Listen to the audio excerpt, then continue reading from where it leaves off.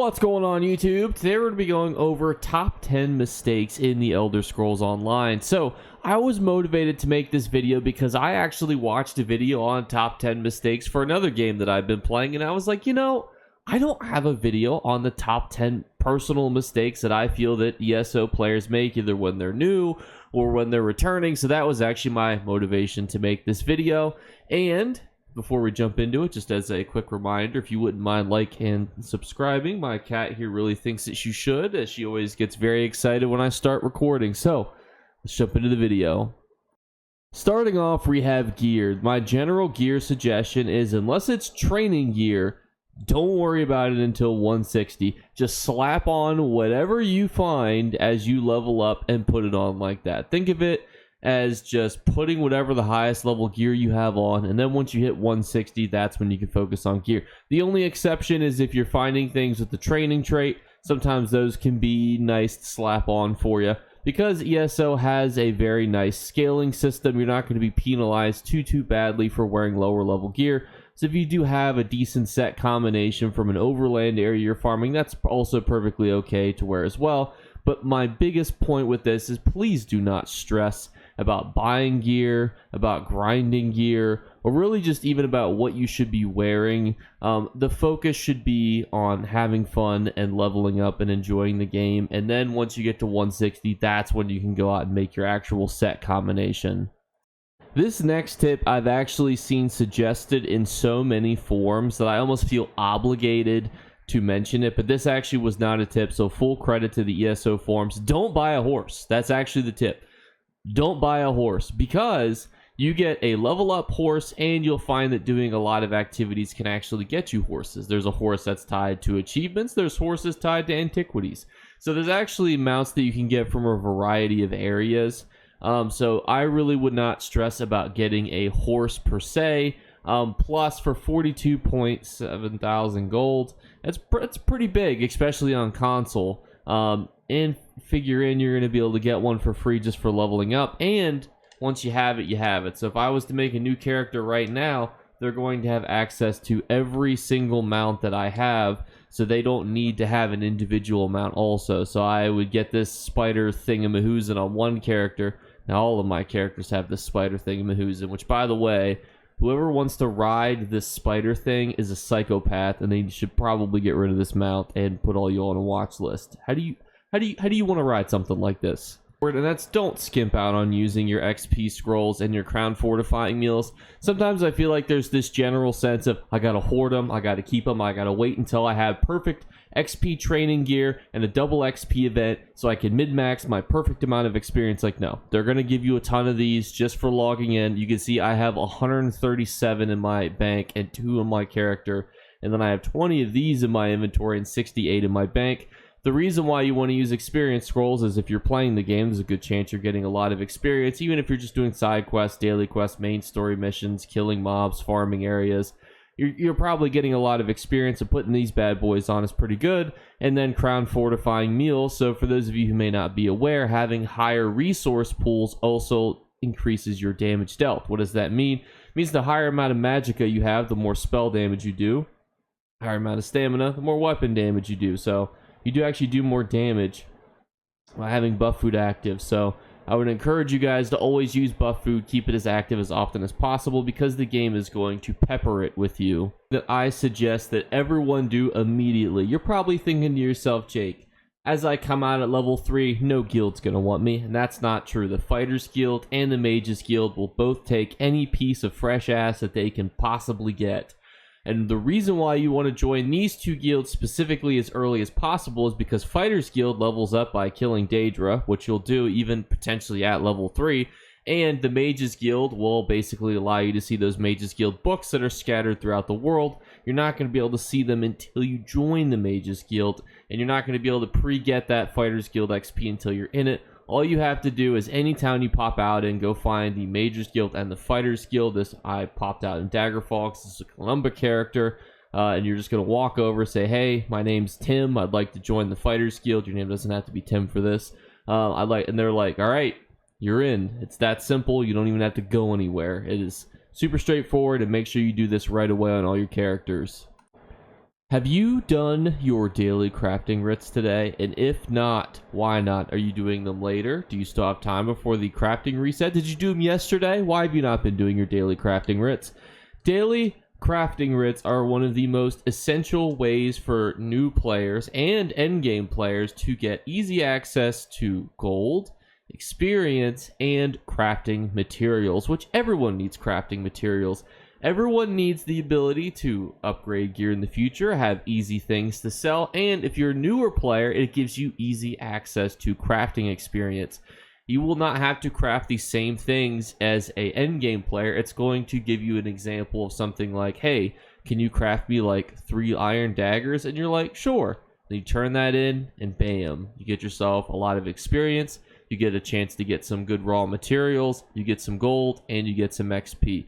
Always do these bad mamma jammas, but in addition, I also encourage you guys to also participate in other types of dailies, such as your random daily dungeon and your random daily battleground, even if you are a low level, because there is an ELO system for battlegrounds. This means that you're not going to go against players who are super OP, into using this character a whole lot. You're going to go against other people who are on newer characters in your daily dungeon. If you're a low level, you're not going to go into those crazy, super ridiculously long or complex daily dungeons. That's going to give you that, that really juicy Spindle Clutch 1, maybe some Fungal Grotto 1 if the devs are feeling a little frisky when they queue you in there. But do not feel afraid to do these activities, because these are a great way to get experience, gold, and other such rewards. Next up, we have Undaunted Keys, which is actually probably one of my favorite currencies that I never have. And there's 2 reasons I like to talk about these. Is one, obviously don't even focus on this until you're 160, because you want to make sure you're getting yourself the properly leveled gear. But more importantly is that the blue Undaunted chest is infinitely better than the purple ones, and why? So, while there is no active monster style page shoulder that you're currently able to roll for now, what that means is if there was a style page here for 50 keys, you'll see them kind of rotate throughout the markets. When there's one there, every key that you purchase, whether it's blue or purple, has the ability to give you that shoulder. What I'm more so talking about is ask yourself about the math. So for 5 keys, you have a 50-50 chance to get Falcon Scoria or the Infernal Guardian set. Now, that might seem pretty good, but also consider that there is a 1 in 12 chance that you would then also get both of those sets, either the Falcon Scoria or the Infernal Guardian, which means that for 5 extra rolls, you have a 5 out of 12. So why I always encourage you guys to go blue is not only because then you're also getting some other potentially good sets that you may need in the future. You're also getting a higher chance to roll for things such as the Mercenary Motive, if there is a style page here, such as an Opal page or a monster set shoulder, you're rolling for those. Jewelry with the Harmony trait, which is very good, and just other sets, odds and ends, like ornate gear that you can sell. It's just better probability. Yeah, sure, 5 out of 12 isn't as good as, 5 keys for a 50-50, but that's still 10 keys before you basically have a guaranteed probability versus 12 keys before you have a guaranteed probability, guaranteed being not truly guaranteed for those of you who know, unfortunately, how probability works. But you're also getting, in that same period, you'd be getting 10 monster set shoulders versus 2. So just keep that in mind, because I always like to point that out to people as someone who has been gypped by the 5 key fiasco, is what I currently refer to it as. So those are my tips for the Undaunted Key vendor. In your travels, you may be so lucky as to come across gear with specific traits. Now, what I'm going to show you will scare you, because a lot of players I know, my own friends included, hate doing this. But if you are so lucky as to find a piece of gear such as this New Moon Acolyte level 1 in Divines, what you're going to want to do is to come and research it. It is imperative that no matter what level you are, that you start researching gear as soon as possible. Everyone seems to think that gear needs to be done when they're level 50, 160, 25, 1,000. No. As soon as you walk out of Molag Bal's womb, you can come over, you can find some good traits, and you can start researching them. It is imperative that you do so, because say you get to the end game and you want to start transmuting, your specific piece of gear to the best in slot gear. Well, you have had that researched, and the more traits you have learned, the longer the next ones take. So you save yourself on the front end by researching these beforehand, and you save yourself a lot of time on the back end. So even if you're watching this right now and you're not planning to do the end game anytime soon, I would still really start focusing on traits such as Divine and Impenetrable, as I think those are the two most common traits to have. And overall, start researching the stables. We were actually just at a stable earlier in this video, and it would have been a little advantageous to kind of combine these filmings together, but we're talking about your daily riding level. So for every single day, for 250 golds, you may level up mount speed, stamina, or carrying capacity one time. A lot of people will wait until they have a hefty amount of gold or until they're higher level. Just do this right away every single day for as long as you can remember, because it will definitely be advantageous for you. Now, I used to very lean towards speed, but I actually think that carrying capacity is the best one to utilize, as more bag space, especially at lower levels where you're constantly picking up stuff and you don't want to constantly feel like you have to keep going to a bank or going to a merchant or going, to a guild trader. It can be helpful to have those extra bag spaces. Speed is definitely nice, but there's also a lot of class abilities that give you speed when you're not mounted. So I would also generally suggest that, while don't forget to upgrade your mount stuff, also don't forget that a lot of your classes will have innate speedy uppy abilities. That is what I've coined them, speedy uppies. So use your speedy uppies also. Don't forget about those. And finally, the final tip / mistake / thing to avoid is actually just to have fun. Now, this might seem redundant, and you're probably wondering why I'm in Mournhold, but this is a perfect example. I spend a lot of my time in Mournhold. For those of you who see me in the overworld, I'm at Mournhold all the time. I enjoy merching, finding high-level items / rare items for good deals. I enjoy buying treasure maps to go, roll for rare items. It's something I enjoy. I enjoy when RNG is good to me. That doesn't happen very often, but that's what I enjoy. I also enjoy PvPing with my friends, Imperial City, Cyrodiil, and the like. You will get different enjoyment from the game. I also enjoy side quests. My friends think I'm crazy. I've done pretty much every side quest in the game. I enjoy doing side daily quests, main story missions. I love ESO's main story. There are people who hate ESO's main story but play it just for the PvP or for the PvE, or they enjoy the exploration, or they played Skyrim and thought to themselves, man, this is a big ass map. I want to walk the whole piece of it. I want to see every zone and thing that ESO has to offer. There's a reason that everyone on ESO is so vastly different in what they want to get from the game. So my general tip to you is don't rush, and don't, forget that ESO is meant to have fun. Like, don't feel like it's like, all right, before I enjoy ESO, I have to sit and grind out 160 champion levels and get to level 50 and get that best in slot gear and farm these specific dungeons to get the gear that I need to get into trials, which will give me access to being in a community that I want to be in. No. Don't do any of that. Do what you want to do. If that's what will be fun for you, then do that, obviously.